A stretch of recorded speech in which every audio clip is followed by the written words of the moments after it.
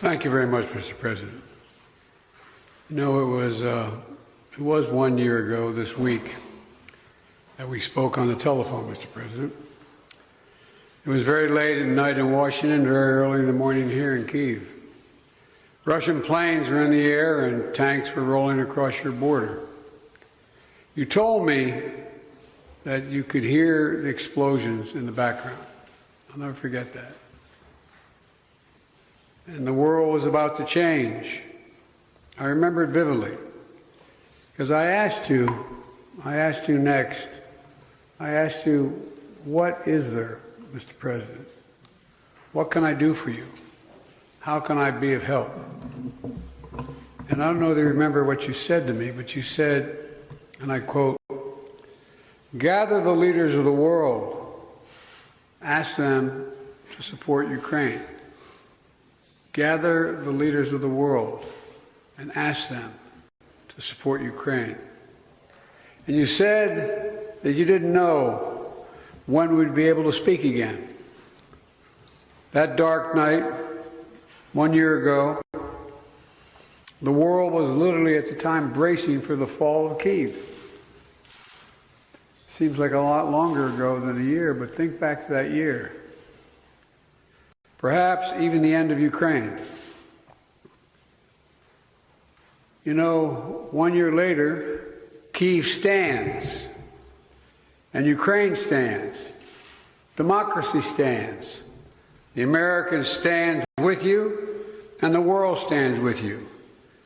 Kyiv has captured a part of my heart, I must say. I've come here 6 times as Vice President, once as President, and in 2009 as Vice President when I first came here. Then back in 2014 I came 3 times in the aftermath of the Revolution of Dignity. And I again came in 2015 to address the Rada about the work of building a strong democracy. And I came in 2017, just before I left office as Vice President. I knew I'd be back, but I wanted to be sure.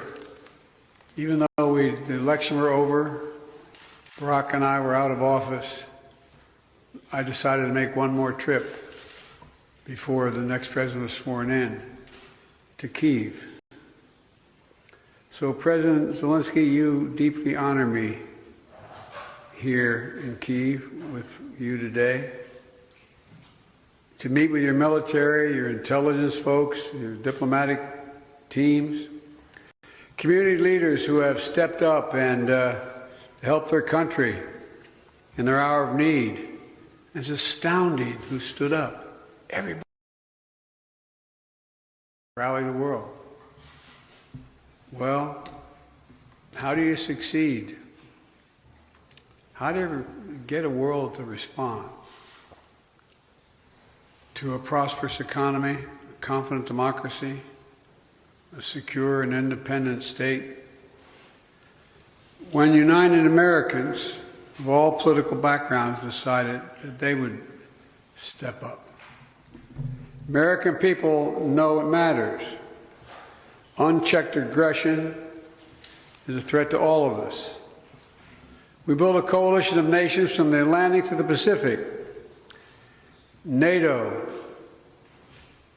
in the Atlantic, Japan in the Pacific, I mean, across the world. The number of nations stood up, over 50. Help Ukraine defend itself with unprecedented military, economic, and humanitarian support. We united the leading economies of the world to impose unprecedented costs that are squeezing Russia's economic lifelines.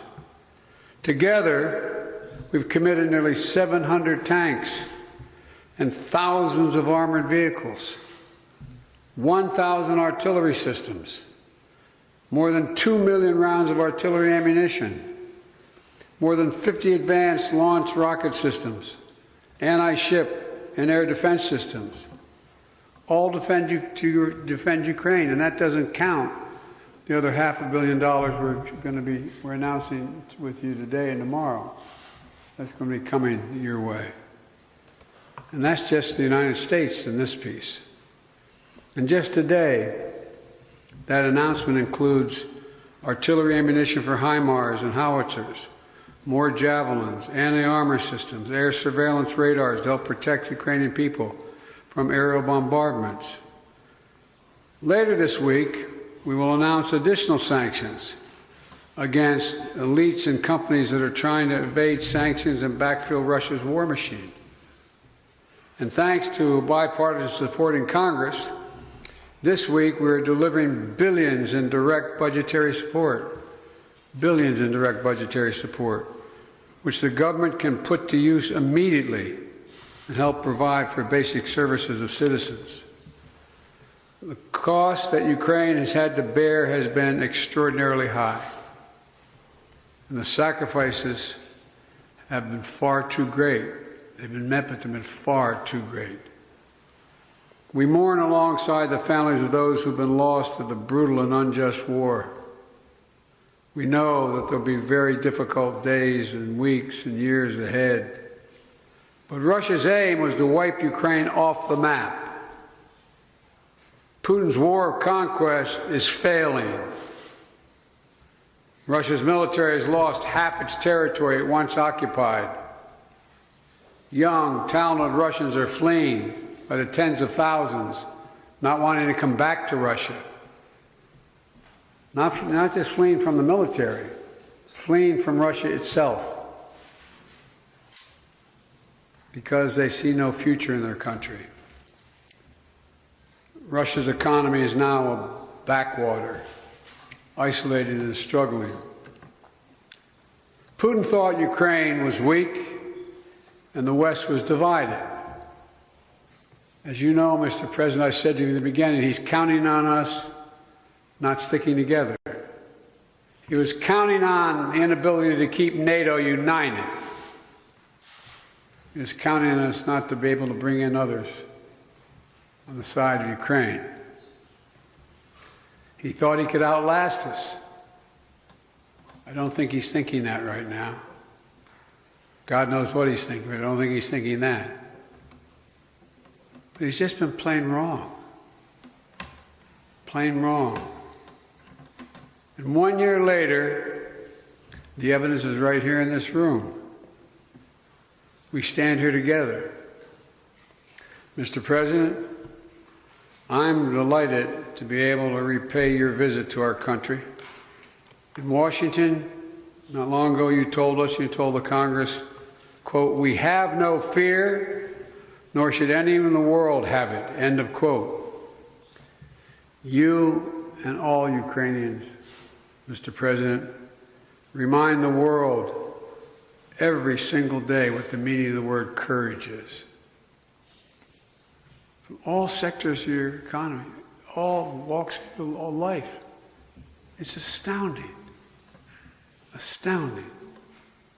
Remind us that freedom is priceless.